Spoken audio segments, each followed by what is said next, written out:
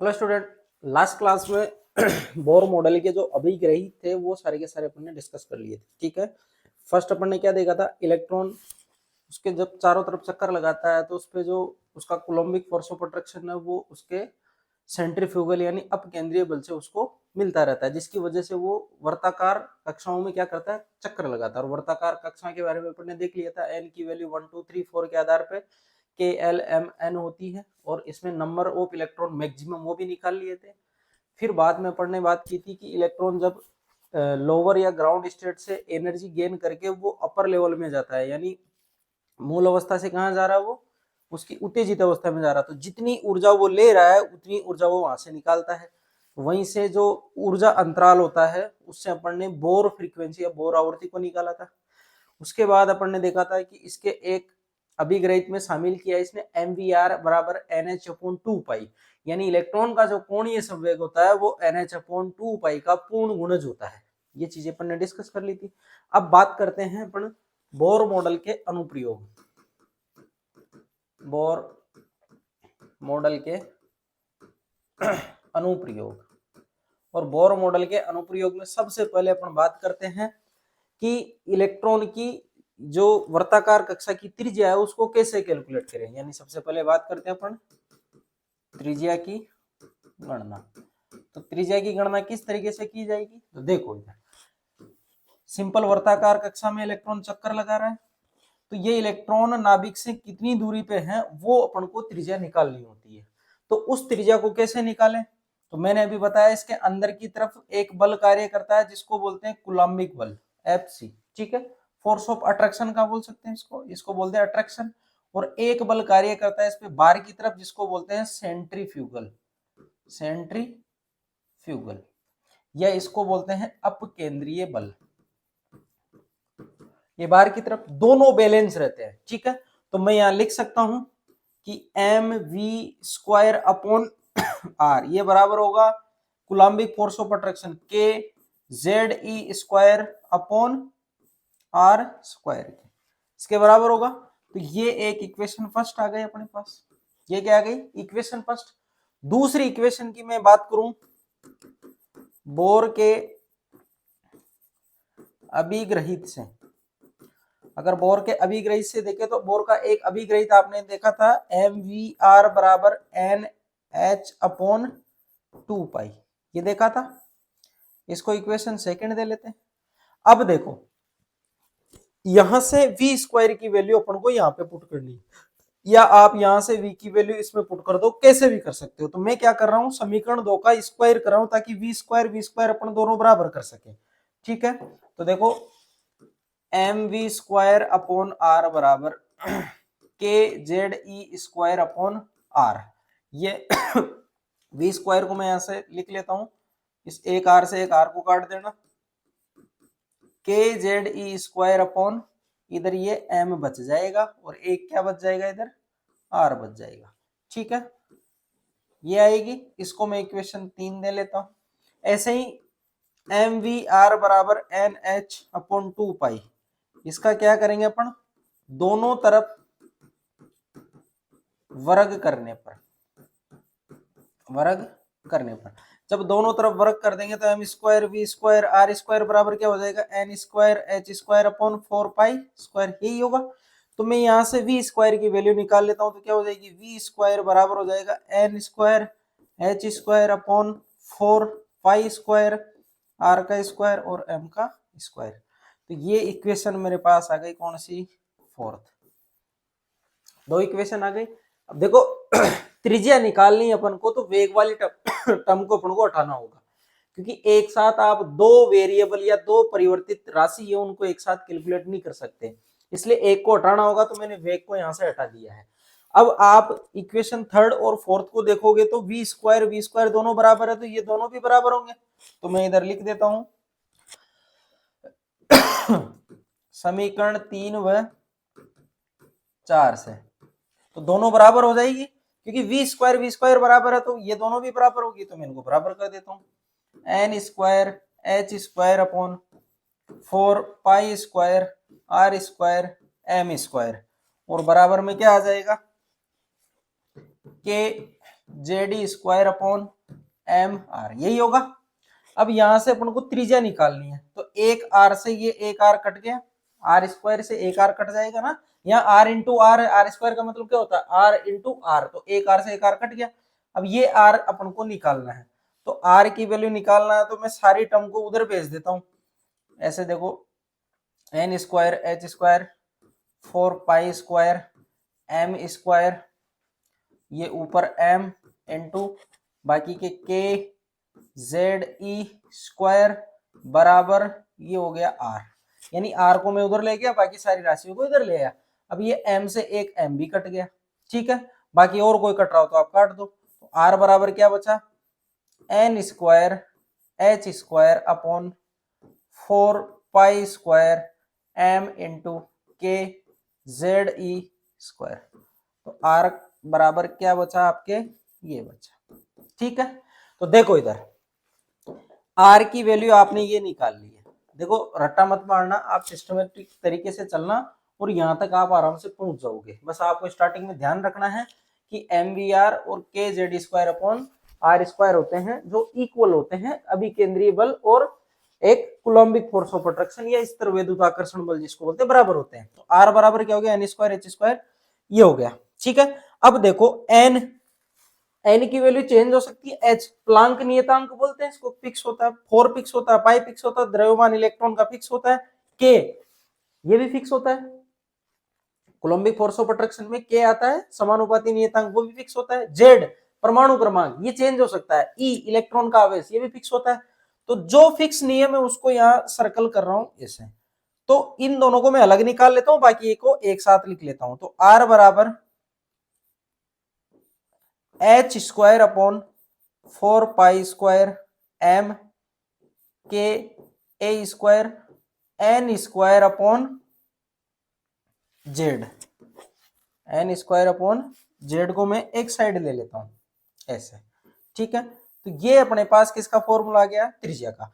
अब ये जो टर्म लिखी है यहाँ पे, इन सब का मैं क्या करता हूं मान लिख देता हूं डायरेक्ट सोल्व करते हुए, आपको बस वही याद रखना, आपके एग्जाम के पॉइंट ऑफ व्यू से वही इंपॉर्टेंट है। तो मैं सीधा मान लिख दे रहा हूं, वो क्या है देखो इधर, आर बराबर इन संख्या को सोल्व करते हुए मैं डायरेक्ट मान लिख रहा हूं, बस आपको मान याद रखना है, आर बराबर 0.529 एन स्क्वायर अपॉन जेड, और ये आता है एंगस्ट्रॉम में, किसमें आता है एंगस्ट्रॉम में, ये इंपॉर्टेंट है, ये आपको याद रखना है फॉर्मूला, ठीक है।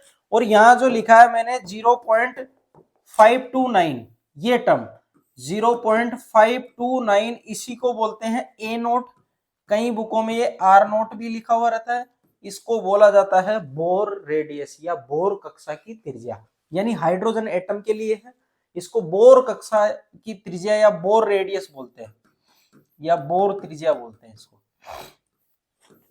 इसको क्या बोलते हैं बोर त्रिज्या। तो मैं फॉर्मूले के लिख सकता हूं इसकी जगह A naught N square upon Z, और ये किस में आएगा एंगस्ट्रॉम में। तो ये फॉर्मूला आपको याद रखना है, ये किसका फॉर्मूला हो गया इलेक्ट्रॉन की त्रिज्या का, ठीक है।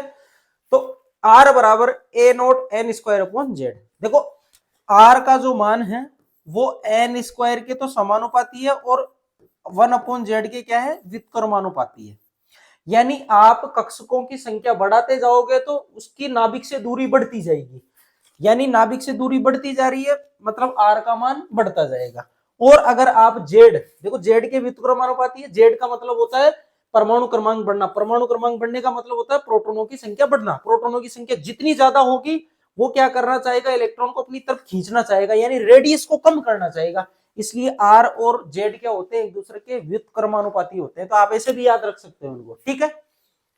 अब इससे रिलेटेड क्वेश्चन अपन यहां पे कर सकते हैं, और वो क्वेश्चन क्या है देखो, यदि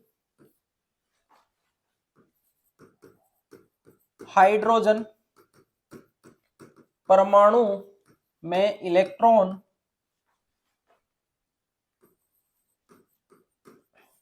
दूसरी कक्षा में उपस्थित हैं तो इलेक्ट्रॉन की त्रिज्या क्या होगी, इलेक्ट्रॉन की त्रिज्या क्या होगी। तो आप यहां से निकाल सकते हो। देखो दूसरी कक्षा बोला उसने, n बराबर क्या है 2। भाई n क्या है, अपनी कक्षा है, ऑर्बिट है, n का मान 2। तो आप निकाल सकते हो यहां से r बराबर a note n square upon z। Hydrogen के लिए एक होता है z का मान, z परमाणु क्रमांक एक ही होता है हाइड्रोजन का, तो रख दो आप n का मान रखो a नोट 2 का स्क्वायर 1 का स्क्वायर। a नोट कितना होता है 0.529 इंटू 2 का स्क्वायर 4 होता है और 1 का स्क्वायर 1 होगा। जो भी आएगा एंगस्ट्रॉम में आएगा, इसको सोल्व कर लेना। जो भी मान आएगा वो किस में आएगा, एंगस्ट्रॉम में आएगा। तो एक तो डायरेक्ट ऐसा क्वेश्चन, एक पूछता है वो त्रिज्याओं का अनुपात, तो उसको भी सोल्व कर लेते हैं। दूसरा क्वेश्चन है, देखो इधर दूसरा क्वेश्चन क्या है, यदि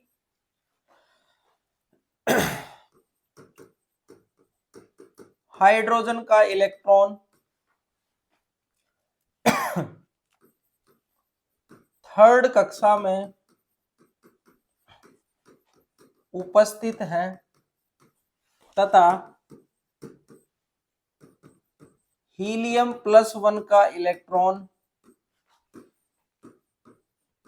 सेकंड या दूसरी कक्षा में है, तो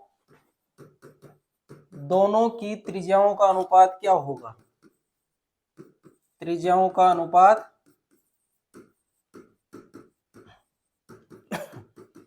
क्या होगा।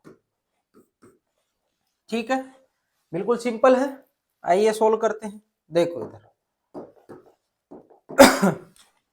R बराबर a note n square upon z formula होता है, इसी को यूज लेते हुए करना। एक तो पूछा हाइड्रोजन की थर्ड कक्षा में इलेक्ट्रॉन है और एक पूछा हीलियम का इलेक्ट्रॉन का सेकंड कक्षा में। तो सबसे पहले मैं इधर डाटा लिख लेता हूं इनके। देखो हाइड्रोजन के लिए इधर हीलियम +1 के लिए हाइड्रोजन का z कितना होता है 1 और इसके लिए n की वैल्यू कितनी दे रखी है 3। हीलियम का z कितना होता है 2 और n की वैल्यू दे रखी है इसकी कितनी 2। ये दोनों के डाटा लिख लिए, तो दो समीकरण बनेंगे, दोनों बना लेते हैं। जैसे R हाइड्रोजन के लिए क्या होगा a नोट n का स्क्वायर मतलब 3 का स्क्वायर और z मतलब 1। ऐसे ही दूसरी R helium +1 a note n का स्क्वायर क्या होगा 2 का स्क्वायर और z है मतलब 2 का सिंपल 2 है ना, स्क्वायर नहीं उसमें। ठीक है, यही होगी 2 का स्क्वायर अपॉन 2। अब दोनों इनका अनुपात ले लेते हैं, दोनों का अनुपात ले लेते हैं तो अपने से यहां से अनुपात निकल जाएगा। तो देखो R H अनुपात R हीलियम +1 जब लेओगे तो देखो a नोट से a नोट तो कट जाएगा ये। तो ऊपर क्या रहेगा 3 का स्क्वायर मतलब 9/1 डिवाइडेड बाय 2 का स्क्वायर 4/2। ठीक है, तो इनको मैं रिवर्स कर दूं, ये ऊपर चली जाएगी तो 9/1 इंटू 2/4 यही होगी। कितने टाइम 2 टाइम, तो कितना आ रहा है 9/2 यानी अनुपात कितना आ रहा है 9:2 आ रहा है। तो ऐसे आपके एग्जाम में क्वेश्चन पूछ सकता है। ठीक है, तो ये सिंपल सी प्रॉब्लम है, इसको आप नोट डाउन करिए। फिर बात करते हैं अपन वेग कैसे निकालेंगे।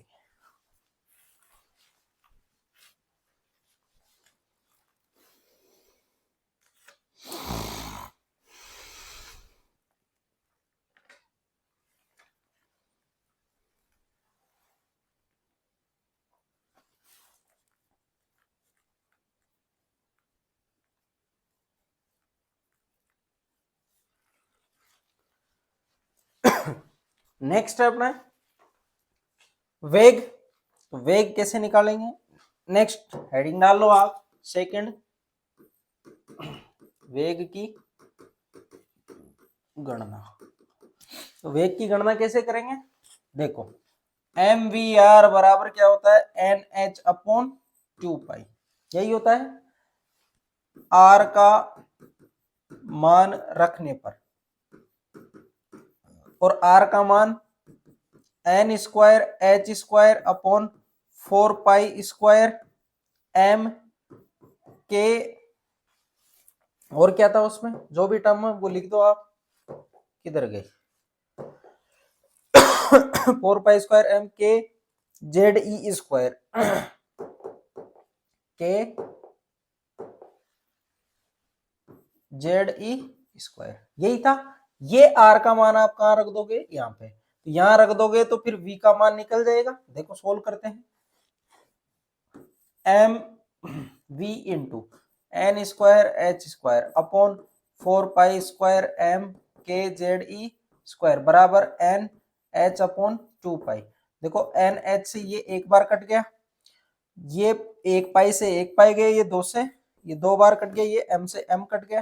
तो जो राशि बची है उसको मैं ऐसा कैसा लिख देता हूं, वो यहाँ पे इधर साइड में देखो v अपन को चाहिए बराबर जो भी बची है अब उसको इधर ले जाते हैं NH, ये नीचे चले जाएंगे NH, ठीक है। यही है बस, इधर बाकी सब कट गए। बाकी जो बच रहे हैं उसको ऊपर लिख दो, 2 पाई के जेड स्क्वायर, 2 पाई के जेड ई स्क्वायर, यही बच रहा है। तो देखो अपने पास फॉर्मूला है v का, v बराबर 2 पाई के Z E square upon N H. तो इसको आगे ले लेते हैं नेक्स्ट स्लाइड पे। 2 पाई के Z E square upon N H बराबर ये किसके हैं, वेलोसिटी के। देखो सिंपल है उसके जैसे ही, जेड और एन दोनों क्या है, फिक्स नहीं है, बाकी सारी की सारी टर्म क्या है, फिक्स है। तो मैं इन सब का मान डायरेक्ट रखते हुए इसको सोल्व करके सिंपल इक्वेशन लिख देता हूं इसकी। वो क्या होगी, 2.18 into 10 to the power 6 Z upon N metre प्रति सेकंड में ये निकल के आएगा। याद रखना वेलोसिटी का फॉर्मूला इंपॉर्टेंट है। 2.18 into 10 to the power 6 Z upon N metre प्रति सेकंड, इसका क्या हो जाएगा, ये फॉर्मूला हो जाएगा, ठीक है। अब देखो v क्या है, z के समानुपाती, v क्या है 1 अपॉन n के व्युत्क्रमानुपाती। आई बात समझ में।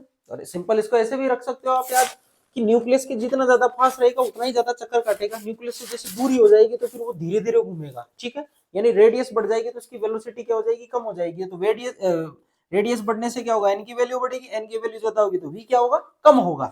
जबकि z मतलब न्यूक्लियस के ज्यादा पास रहेगा तो वो ज्यादा घूमेगा। आई बात समझ में। तो वेलोसिटी आप ऐसे याद रख सकते हो। इससे रिलेटेड क्वेश्चन प्रॉब्लम अपन नेक्स्ट इस पे स्लाइड पे लेते हैं, आप इसको नोट डाउन करिए।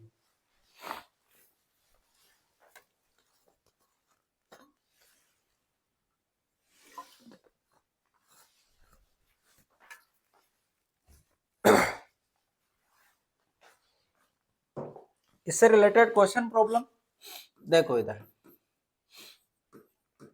यदि हाइड्रोजन का इलेक्ट्रॉन थर्ड कक्षा में चक्र लगा रहा है तो उसका वेग क्या होगा, ठीक है। तो सिंपल है, देखो इधर v बराबर 2.18 into 10 to the power 6 Z upon N metre पर सेकेंड, यही होता है। वो पूछ रहा है हाइड्रोजन का इलेक्ट्रॉन थर्ड कक्षा में, एन का मान कितना है 3, जेड का मान कितना है हाइड्रोजन के लिए 1, भाई हाइड्रोजन का परमाणु क्रमांक 1 होता है, रख दो यहाँ पे v बराबर 2.18 into 10 to the power 6, Z का मान रखो 1, एन का मान रखो 3 मीटर पर सेकेंड। अब ये जो भी कट रहा है, जो भी आंसर आ रहा है यहाँ लिख देना, किस में आएगा, मीटर पर सेकेंड में। कैलकुलेट कर लेना इसको, जो भी आंसर आएगा किस में आएगा, मीटर प्रति सेकेंड में। इसको नोट डाउन करिए। फिर बात करते हैं इसकी ऊर्जा से रिलेटेड। सॉरी, नेक्स्ट है थर्ड पॉइंट, इलेक्ट्रॉन की ऊर्जा की गणना। देखो इधर इलेक्ट्रॉन की ऊर्जा की गणना सिंपल है। देखो कैसे करेंगे इलेक्ट्रॉन की ऊर्जा की गणना, देखो कुल ऊर्जा वो किसके बराबर होती है, वो बराबर होती है गतिज ऊर्जा प्लस स्थितिज ऊर्जा, ठीक है। इलेक्ट्रॉन की कुल ऊर्जा, गतिज ऊर्जा और स्थितिज ऊर्जा। गतिज ऊर्जा का क्या होता है फॉर्मूला, 1/2 mv स्क्वायर, और स्थितिज ऊर्जा का फॉर्मूला आप सीधा याद रख लेना, माइनस ZE² अपॉन R, ये होता है स्थितिज ऊर्जा का फॉर्मूला। ठीक है, आप इसको बिल्कुल ऐसे याद रख लेना।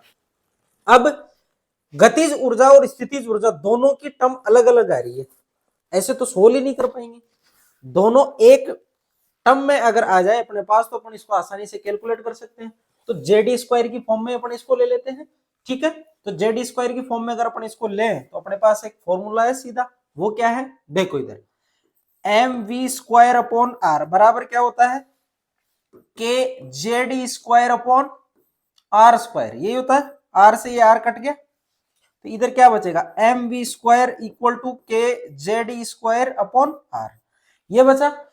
मेरे को यहां से 1/2 mv² को हटाना है, तो मैं क्या करूं, 1/2 mv² मेरे को यहां चाहिए, तो मैं दोनों तरफ क्या कर रहा हूं, दोनों तरफ 1/2 से गुणा करने पर, जब दोनों तरफ 1/2 से गुणा कर दोगे तो क्या हो जाएगा, 1/2 mv² बराबर 1/2 के ZE² अपॉन R, यानी 1/2 mv², ये क्या अपनी काइनेटिक एनर्जी गतिज ऊर्जा।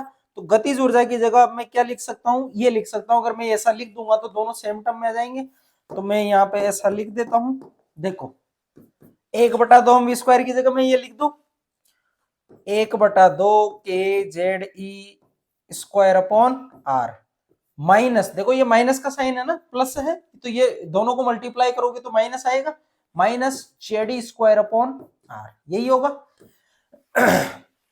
ये पूरी टर्म आधी है, ये कंप्लीट टर्म है। देखो ZE² अपॉन R, ZE², इसमें भी आप के लगा लेना आगे, इसमें के लगा लेना आप आगे, है ना, इसमें।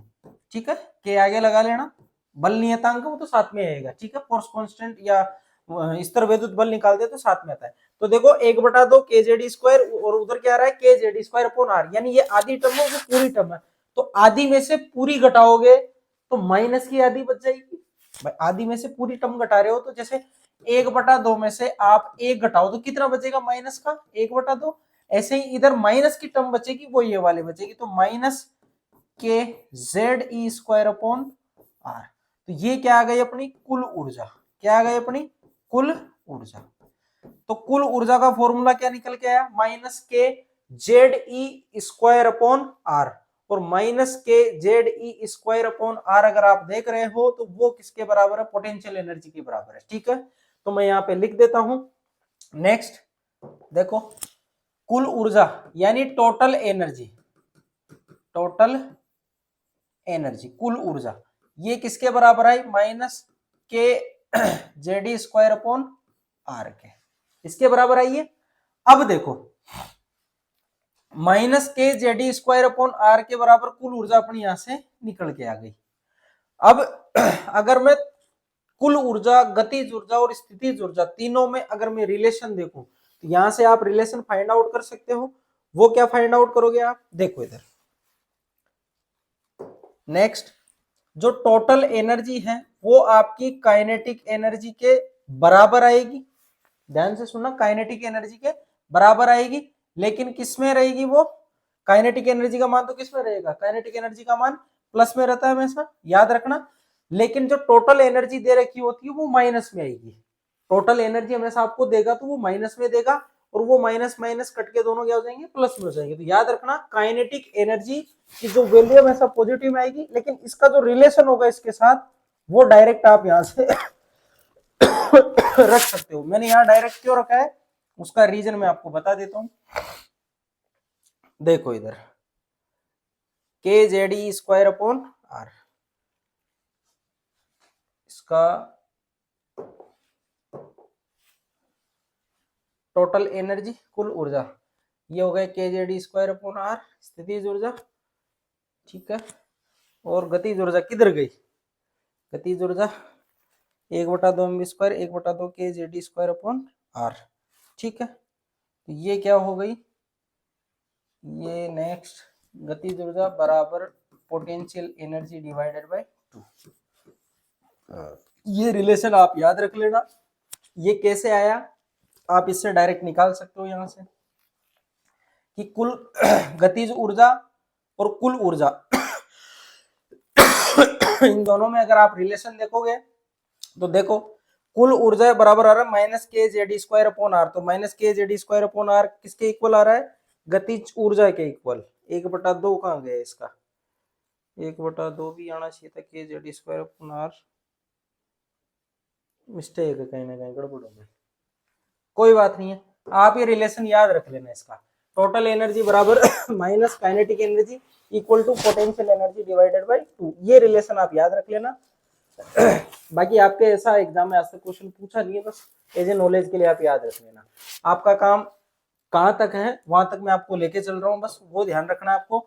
यहाँ पे अपन ने टोटल एनर्जी निकाल ली, कितनी आती है? Minus K Z square upon R. तो minus K Z square upon R total energy, देखो टोटल एनर्जी बराबर minus K Z square upon R. R का मान अगर मैं यहाँ पे रख देता हूँ आर का मान, तो आर का मान रखते हुए मैं डायरेक्ट फॉर्मूला रख रहा हूं आर का मान रखने पर। और आर का मान भी आप रख सकते हो, क्या होता है? N square H square upon 4 pi square M K Z e square. इसकी वैल्यू अगर आप याद रखते हो तो टोटल एनर्जी का जो फॉर्मूला आएगा वो फॉर्मूला आएगा,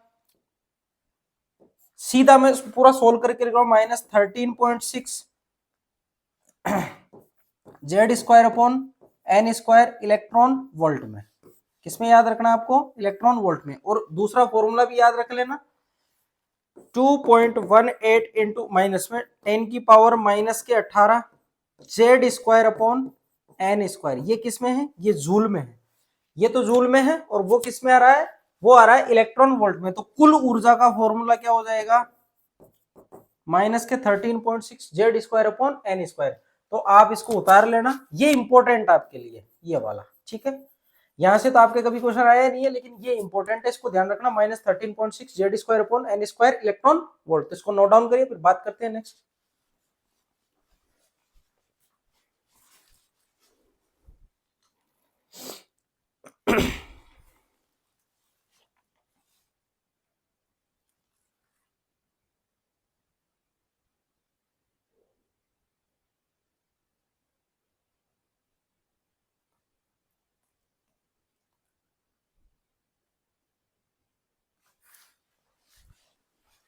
नेक्स्ट बात करते हैं अपन इससे रिलेटेड कुछ क्वेश्चन प्रॉब्लम की। सिंपल है, सिंपल क्वेश्चन आते हैं।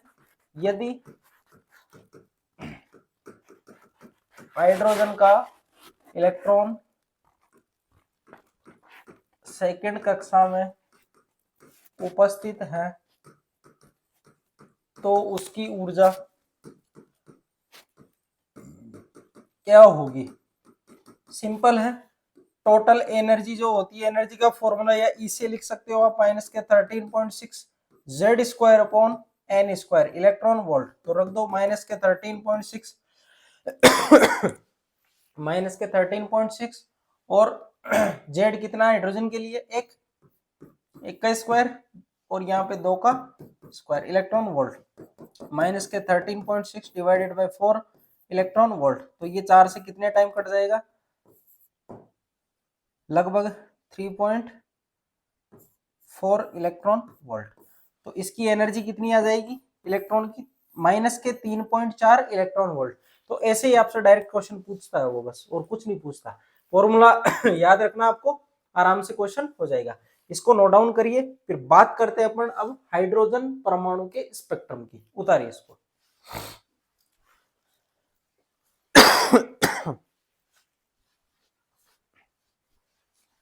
देखो इधर, हाइड्रोजन परमाणु स्पेक्ट्रम की बोर द्वारा व्याख्या, ठीक है। देखो इधर बोर द्वारा व्याख्या कैसे की गई है, सिंपल है। हाइड्रोजन स्पेक्ट्रम की व्याख्या करने के लिए अपन को 2 ऊर्जा स्तर की आवश्यकता होती है, एक निम्नतर ऊर्जा स्तर, एक उच्चतर ऊर्जा स्तर। ये निम्नतर है, ये उच्चतर है। इसकी ऊर्जा E2 है, इसकी ऊर्जा E1 है। इलेक्ट्रॉन जब यहां से यहां जा रहा है तो वो कुछ एनर्जी ले रहा है, तो उसका ऊर्जा अंतराल डेल्टा E है, ठीक है। इस ऊर्जा स्तर पे मैं अगर ऊर्जा लिखता हूं तो कितनी होगी, E1 बराबर माइनस के 13.6, या मैं जूल में लिख लेता हूं क्योंकि डाटा किस में निकाला हुआ है, जूल में, तो वो ज्यादा बेटर रहेगा। या आप चाहे लिखना चाहो तो इससे भी लिख लो, बाद में कन्वर्ट कर लेंगे उसको जूल में, ठीक है ना, कोई दिक्कत नहीं है। Minus K 13.6 Z square upon N1 का स्क्वायर, ये हो गई अपनी इक्वेशन फर्स्ट। ऐसे ही E2 का मान क्या हो जाएगा, minus 13.6 Z square upon N2 का स्क्वायर, ये हो गई इक्वेशन सेकेंड। अगर मेरे को ऊर्जा अंतराल निकालना है तो ऊर्जा अंतराल क्या आएगा, डेल्टा E बराबर E2 माइनस E1, यही होगा। तो E2 की वैल्यू कितनी दे रखी है, minus K 13.6 Z square upon N2 का स्क्वायर, माइनस ये माइनस होगा 13.6 जेड स्क्वायर अपॉन N1 का स्क्वायर, यही होगा। ये माइनस माइनस प्लस हो जाएगा, तो प्लस वाली संख्या को आगे लिख लेता हूं, माइनस वाली को मैं पीछे लिख लेता हूं। तो 13.6 जेड स्क्वायर अपॉन N1 का square minus 13.6 Z square upon N2 का स्क्वायर, यही होगा डेल्टा ई। तो ये एक रिलेशन यहां से निकाला। 13.6 को अपन क्या कर लेते हैं, कॉमन ले लेते हैं 13.6, और जेड भी क्या है, कॉमन है, हाइड्रोजन है, हाइड्रोजन के लिए जेड क्या होता है, फिक्स होता है, तो जेड स्क्वायर को बाहर निकाल लेते हैं, जेड स्क्वायर, तो 1 अपॉन N1 का स्क्वायर माइनस 1 अपॉन N2 का स्क्वायर, यही होगा। अगर मैं इसको किस में लिखता हूं, ये तो इलेक्ट्रॉन वोल्ट में, जूल में लिखूं तो डेल्टा ई बराबर आ जाएगा ये 2.18 into 10 to the power minus K 18 Z square 1 upon N1 का स्क्वायर माइनस 1 अपॉन N2 का स्क्वायर, ये किस में आ गया, जूल में, और ये किस में था, इलेक्ट्रॉन वोल्ट में, याद रखना। तो अपन को चाहिए ये वाला फॉर्मूला, ठीक है, क्योंकि जूल में, क्योंकि प्लांक नियतांक की जो यूनिट होती है या उसका जो मात्रक होता है वो जूल में होता है, तो जूल में आंसर अपन को लाना है तो जूल वाली टर्म लेनी होगी, ठीक। इसको नोट डाउन करिए, फिर बात करते हैं नेक्स्ट।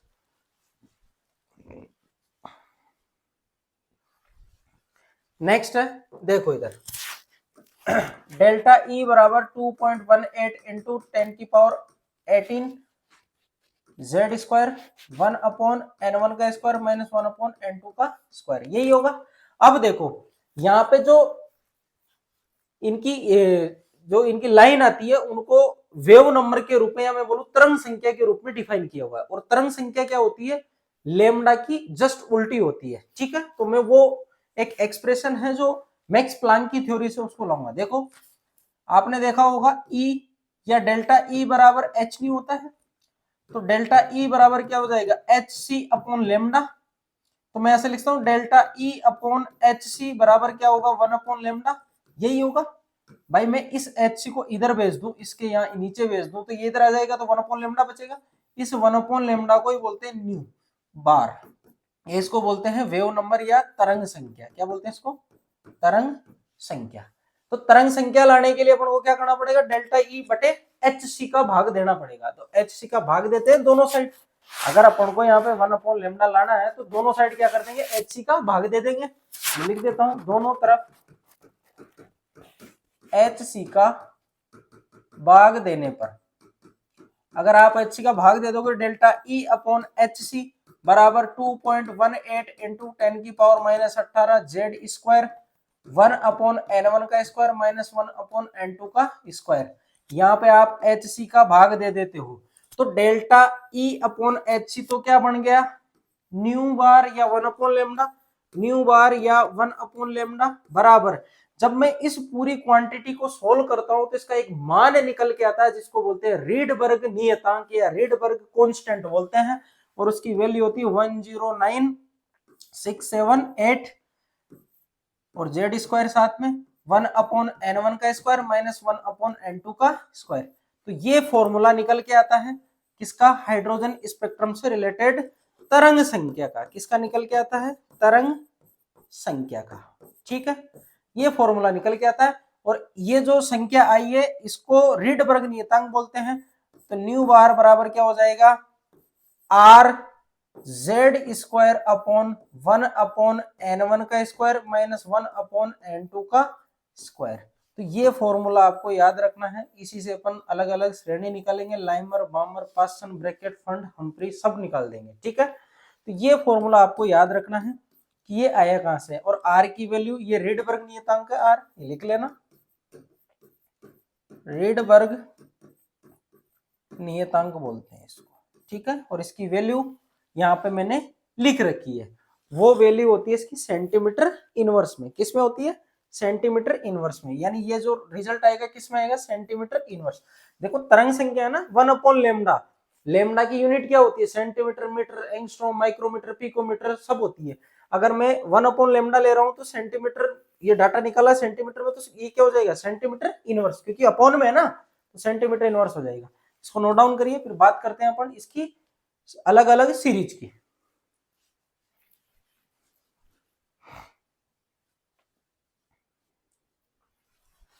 बात करते हैं इसकी सीरीज से रिलेटेड। तो देखो सीरीज को समझने के लिए कुछ इस तरीके से अपन अलग अलग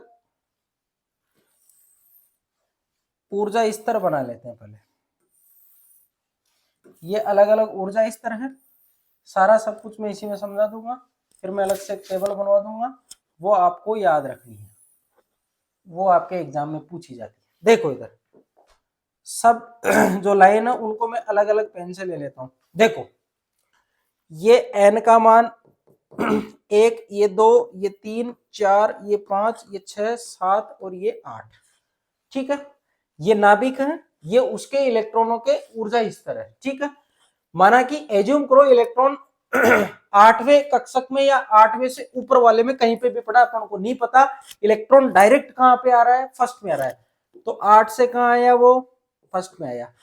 हो सकता है वो 7 में पड़ा हो तो 7 से कहां आया? वो फर्स्ट में आया। हो सकता है वो 6 में पड़ा हो तो 6 से कहां पे आया? फर्स्ट में आया। हो सकता है वो 5 में पड़ा हो तो कहां पे आया? फर्स्ट में आया। ऐसे ही फोर्थ से कहां आया? फर्स्ट में। ऐसे थर्ड से कहां आया? फर्स्ट में। ऐसे फर्स्ट सेकंड से कहां आया? फर्स्ट में। तो एक अलग अलग लाइनों की देखो, एक लाइन यहाँ मिली, एक लाइन यहाँ मिली, एक लाइन यहाँ, ऐसे अपन को अलग अलग लाइनें मिल रही है। इन्हीं लाइनों के पैटर्न को स्पेक्ट्रम बोलते हैं। क्या बोलते हैं इनको? स्पेक्ट्रम बोलते हैं। और ये जो लाइनों का फिक्स पैटर्न मिल रहा है, इसको साइंटिस्ट का नाम दिया गया है, जिसको बोलते हैं लाइमन श्रेणी। क्या बोलते हैं इसको? लाइमन श्रेणी बोलते हैं इसको, ठीक है। ऐसे ही याद रखना इलेक्ट्रॉन कहां पे आया है?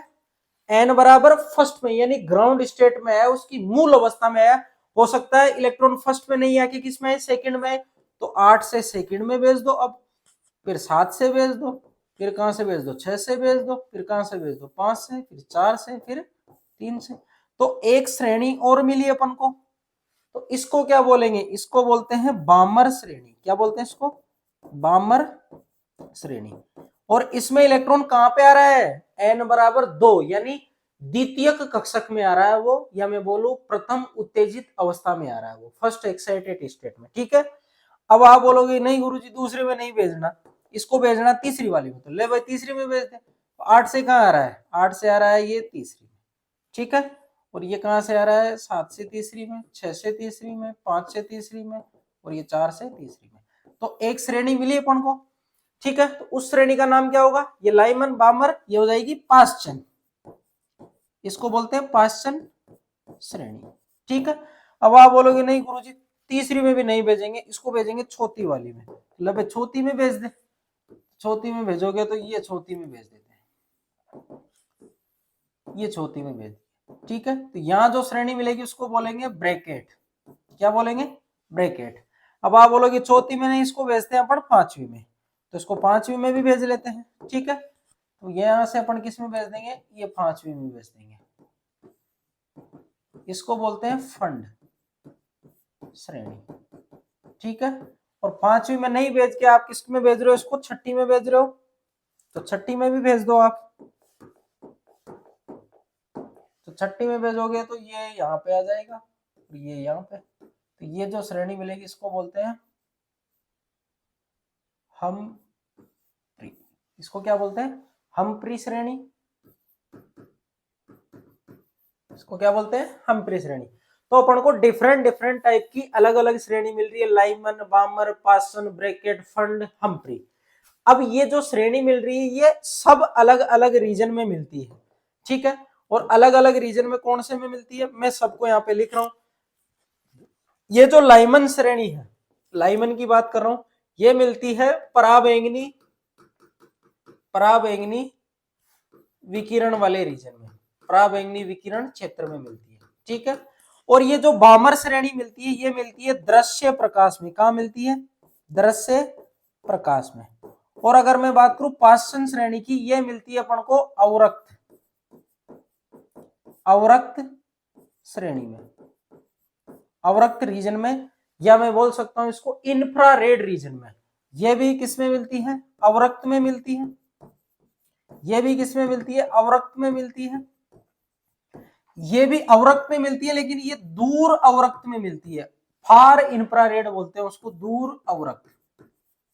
तो देखो लाइमन श्रेणी अपन को अलग मिल रही है पराबैंगनी में, बामर श्रेणी किसमें मिलती है? दृश्य प्रकाश में। ये इंपॉर्टेंट है, ये एग्जाम में पूछा जाता है कि हाइड्रोजन स्पेक्ट्रम में ऐसी कौन सी श्रेणी है जो दृश्य प्रकाश क्षेत्र में मिलती है? कौन सी है? बामर श्रेणी मिलती है। आई बात समझ में? कौन सी मिलती है? बामर श्रेणी। बाकी सब किसमें मिल रही है? अवरक्त में मिल रही है। तो आप इसको नोट डाउन करिए, फिर मैं एक टेबल बना देता हूं, उससे आपको अच्छे से याद हो जाएगा।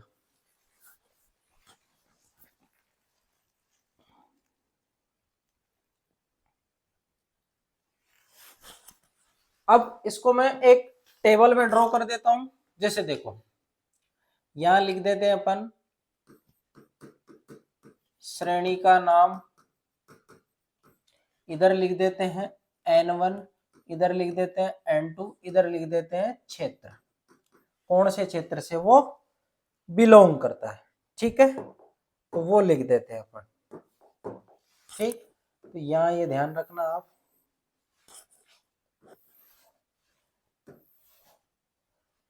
और ये हो जाएगा इसका क्षेत्र हो जाएगा, और ये इसकी श्रेणी। ठीक है, अब देखो सबसे पहले अपने लाइमन, देखो लाइमन श्रेणी में N1 की जो वैल्यू थी, यानी लोअर वाली की, वो फिक्स थी। N1 क्या था अपने? 1। N1 क्या था? 1। और N2 की वैल्यू, अब N1 1 ले लिया तो N2 2 3 4 5 6 से जाएगा, तो N2 क्या जाएगा?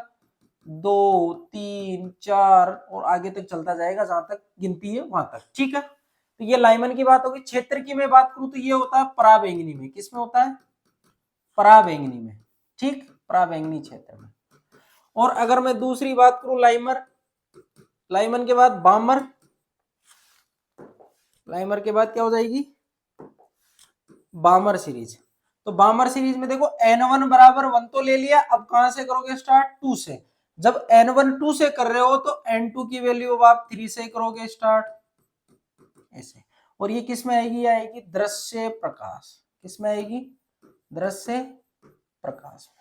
ऐसे ही थर्ड नंबर पे मैं बात करूं पाषाण, तो पाषाण N1 बराबर कितना हो जाएगा? 3। तो N2 बराबर कितना हो जाएगा? 4 5 6 जो भी है।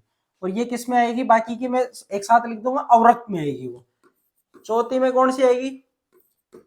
ब्रैकेट, यानी N1 बराबर 4, N2 बराबर 5 6 7, आगे जो भी है, ये भी किस में आएगी? अवरक्त में आएगी। 5 पे लिख देते हैं फंड श्रेणी, N1 बराबर 5, तो N2 बराबर कहां से होगा? 6 7, आगे जो भी है। और छठे पे कौन सी है? हम्फ्री श्रेणी, तो N1 बराबर हो गया 6 और N2 बराबर हो गया 7 8 जो भी है वो। और ये सब किससे बिलोंग करती है? ये करती है अवरक्त क्षेत्र से। आई बात समझ में? और इंपॉर्टेंट कौन सा है? इंपॉर्टेंट आपका दृश्य प्रकाश। याद रखना, ये एकमात्र ऐसा है जो दृश्य प्रकाश से बिलोंग करता है, बामर श्रेणी। ठीक है, तो इसको आप नोट डाउन कर लीजिए। फिर बात करते हैं अपन नेक्स्ट अपने इसका हाइजेन वर्ग अनिश्चितता के सिद्धांत की। उतारिए इसको।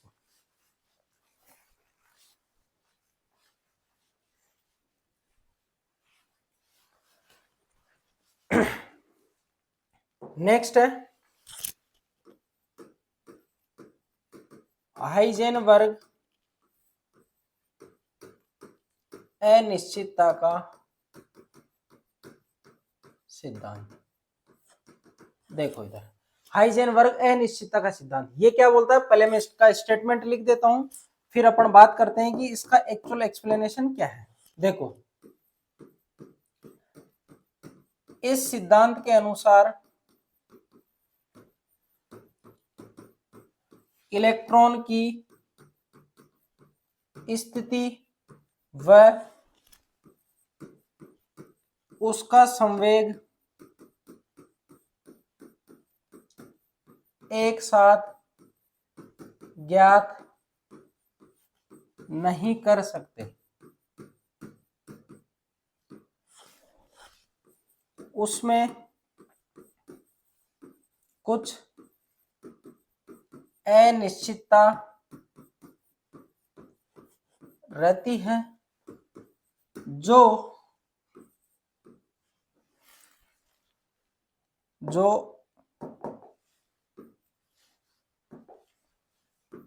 NH/4 के पूर्ण गुणज या उससे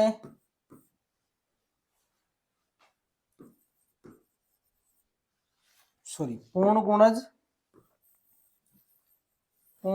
के बराबर या उससे अधिक होती है। और अगर ऐसा होता है तो अपन बोलेंगे कि ये तो पोजीशन हो गई डेल्टा एक्स और ये हो गया इसका संवेग, ये या तो बराबर होगा या पूर्ण गुणज होगा किसके, NH/2 के, NH/4 के, या तो उसके बराबर होगा या उससे ज्यादा होगा। इसे बोलते हैं हाइजेनबर्ग अनिश्चितता का सिद्धांत। वेरी वेरी इंपॉर्टेंट है आपके एग्जाम के पॉइंट ऑफ व्यू से, इस बार आएगा ये एग्जाम में, ध्यान से इसको पढ़ जाना। 2 या 3 नंबर में पूछता है वो कि हाइजेनबर्ग अनिश्चितता सिद्धांत को समझाइए, तो आपको ये डेफिनेशन लिखनी है और ये इसका फॉर्मूला है। अब बात करते हैं कि एक्चुअल में इसमें अनिश्चितता कैसे रहती है, तो इसको सिंपल तरीके से समझते हैं। देखो इधर ये नाभिक सेंट्रल में ये इलेक्ट्रॉन घूम रहा है। अब मेरे को इस इलेक्ट्रॉन की स्थिति ज्ञात करनी है, तो इसकी स्थिति ज्ञात करनी है। इलेक्ट्रॉन एक तरंग की तरह चलता है, तो अगर एक तरंग को मैं स्टडी करूं तो दूसरी तरंग की आवश्यकता होगी। तो अगर मैं कोई तरंग बाहर से भेजता हूं इसकी स्टडी के लिए, तो उसके अंदर कुछ ना कुछ ऊर्जा होगी। अब मैं इस इलेक्ट्रॉन को यहाँ पे ढूंढना चाह रहा हूं, आर दूरी पे पड़ा हुआ है, मैंने बाहर से इसको ऊर्जा दी, तो इलेक्ट्रॉन क्या करेगा, इलेक्ट्रॉन ऊर्जा को ग्रहण करेगा। और इलेक्ट्रॉन जैसे ही ऊर्जा को ग्रहण करा, तो आपको पता है काइनेटिक एनर्जी क्या होती है, 1/2 mv²। अगर वो ग्रहण करा ऊर्जा को, तो वो क्या करेगा, ऊर्जा उसकी बढ़ गई तो वो अपने वेग को बढ़ा लेगा। आप ढूंढने यहां जा रहे थे, इलेक्ट्रॉन यहां से निकल जाएगा, इलेक्ट्रॉन यहां से निकल जाएगा भाई, वेग बढ़ा लेगा, वेग बढ़ा तो संवेग बढ़ गया, क्योंकि वेग बढ़ा तो संवेग क्या हो गया, बढ़ गया। तो आप इसकी स्थिति यहां ढूंढने चाह रहे थे, यहाँ पे इस जगह पे, तो यहां आपको मिला नहीं और उसने अपना मोमेंटम चेंज कर लिया, उसने संवेग चेंज कर लिया। तो इसीलिए हाइजेनबर्ग बोलता है कि आप इलेक्ट्रॉन की पोजीशन यानी स्थिति और उसका संवेग एक साथ कैलकुलेट नहीं कर सकते, आप सिर्फ उसकी प्रायिकता बता सकते हो कि यहाँ पे इलेक्ट्रॉन पाया जा सकता है और यहाँ पे इलेक्ट्रॉन नहीं पाया जा सकता। फिर बाद में तरंग अभियांत्रिकी या मैं बात करूं इसकी क्वांटम केमिस्ट्री की, जो इसका वेव मॉडल है, क्वांटम केमिस्ट्री ने फिर यहां से इसी चीज को उठाया था कि इसने बोल दिया भाई इलेक्ट्रॉन आप एग्जैक्ट आप बता नहीं सकते, तो इसने बोला कि इलेक्ट्रॉन जहां पे पाया जा सकता है, क्वांटम केमिस्ट्री के अकॉर्डिंग इलेक्ट्रॉन जहां पे पाया जा सकता है उसको तो कक्षक बोलते हैं, और इलेक्ट्रॉन जहां नहीं पाया जाता है उसको नोड बोलते हैं। आई बात समझ में? तो इलेक्ट्रॉन की पोजीशन या स्थिति अपन एक एग्जैक्ट कैलकुलेट क्यों नहीं कर सकते, उसका रीजन यही है, इलेक्ट्रॉन ये एनर्जी गेन करेगा, काइनेटिक एनर्जी बढ़ जाएगी, वेग बढ़ जाएगा, वेग बढ़ गया संवेग बढ़ गया। आप ढूंढना यहाँ चाह रहे थे और इलेक्ट्रॉन का यहीं पे निकल जाएगा, आप यहाँ ढूंढ रहे हो वो यहाँ चला जाएगा। ठीक है, तो फिर उन्होंने क्या बोला कि आप यहाँ ढूंढना चाह रहे हो ना, तो आप फिर उसके आसपास की प्रोबेबिलिटी लो कि यहाँ मिल सकता है, और इसी प्रोबेबिलिटी को आगे चल के साई से डिनोट करते हैं। और ये साई क्या निकल के आता है, ये निकल के आता है कक्षक, इसको बोलते हैं ऑर्बिटल। और ये ऑर्बिटल कितने टाइप के निकल के आते हैं, एस पी डी एफ। ठीक, और जहां पे इलेक्ट्रॉन नहीं मिलता उसको अपन क्या बोल देते हैं, फिर उसको बोल देते हैं नोड। ठीक है, तो ये थी उसकी एक्चुअल थ्योरी। अब उस फॉर्मूले को थोड़ा मॉडिफाई करते हैं। देखो डेल्टा एक्स डेल्टा पी ये ग्रेटर देन और इक्वल होगा NH/4 के। तो देखो मैं इस इक्वेशन को, इसकी मैं बात करूं, इसको मैं डेल्टा टी से भाग दे रहा हूं, डेल्टा टी से गुणा कर रहा हूं, ठीक है। तो delta T upon delta T से गुणा करने पर, इधर ही कर रहा हूं मैं गुणा, है ना, इधर गुणा कर रहा हूं क्योंकि डेल्टा से कट जाएगा ना, उससे कोई फर्क नहीं पड़ेगा, बस हमको नया फॉर्मूला बनाना है। तो delta X upon delta T और delta P into delta T H N H upon 4 pi, यही होगा। तो इसको थोड़ा और मैं रीअरेंज कर लेता हूं, delta X delta P upon delta T लिख लेता हूं, और इस डेल्टा टी को मैं इधर ले आता हूं, इसको इधर ले आया मैं, ठीक है ना, क्योंकि मेरे को फॉर्मूला अलग से एक और जनरेट करना है, एन एच अपॉन 4 पाई। अब देखो delta P upon delta T ये जनरेट करता है बल को, किसको जनरेट करता है, बल को। एकांक समय में जो संवेग रहता है वो बल को जनरेट करता है, ठीक है। तो इसका जो फॉर्मूला आएगा delta P upon delta T वो डेल्टा एफ के बराबर आएगा। तो मैं इसको लिख देता हूं, देखो यहाँ पे डेल्टा टी डेल्टा एक्स और यहाँ डेल्टा एफ, ये एन एच अपॉन 4 पाई।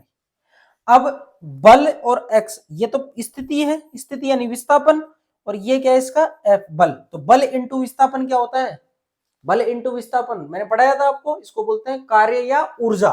तो इन दोनों की जगह मैं क्या लिख सकता हूं, delta T delta E N H upon 4 pi. तो इसके दो फॉर्मूले बन के आते हैं, वो एक फॉर्मूला क्या है, एक formula delta X delta P N H upon 4 pi, और दूसरा फॉर्मूला बन के आता है delta E delta T N H upon 4 pi. तो ये दोनों फॉर्मूले आपको याद रखने हैं, ये हाइजेनबर्ग अनिश्चितता के सिद्धांत के फॉर्मूले हैं। आई बात समझ में, ये आपको याद रखना है। और अगर आपके एग्जाम में क्वेश्चन आता है इससे रिलेटेड, तो मैं आपको एक शॉर्ट तरीका बता देता हूं। यहां जो मैं लिखा हूं ना h अपॉन 4 पाई, इसका मान सीधा याद रख लेना, h अपॉन 4 पाई का जो मान होता है 0.56 इंटू 10 की पावर माइनस 34 जूल सेकेंड। ये मान सीधा याद रख लेना, अगर ऐसा क्वेश्चन आ जाता तो डायरेक्ट आप यहाँ रख के इस मान को सोल्व कर सकते हो, ठीक है। तो ये बात हुई हाइजेनबर्ग अनिश्चितता के सिद्धांत से रिलेटेड। अब जो नेक्स्ट क्लास होगी अपनी, वो सिंपल में पहले तो आपको एटॉमिक जो नंबर है 20 तक के, उनकी सारी चीजें बताऊंगा कि number of proton neutron electron कैसे फाइंड आउट किए जाते हैं। फिर अपन बात करेंगे क्वांटम संख्या की और इलेक्ट्रॉनिक कॉन्फ़िगरेशन की, ठीक है। फिर आपकी यूनिट लगभग खत्म सी हो जाएगी, सॉल्यूशन वाला बचेगा। तो यहाँ तक का है, कंप्लीट आप कर लीजिए, ये क्वेश्चन इंपॉर्टेंट है। नेक्स्ट वाला जो मैं क्वांटम केमिस्ट्री का पढ़ाऊंगा, सॉरी क्वांटम संख्या का पढ़ाऊंगा, वो भी इंपॉर्टेंट है, ठीक है। तो आज के लिए इतना ही, बात करते हैं फिर नेक्स्ट क्लास में।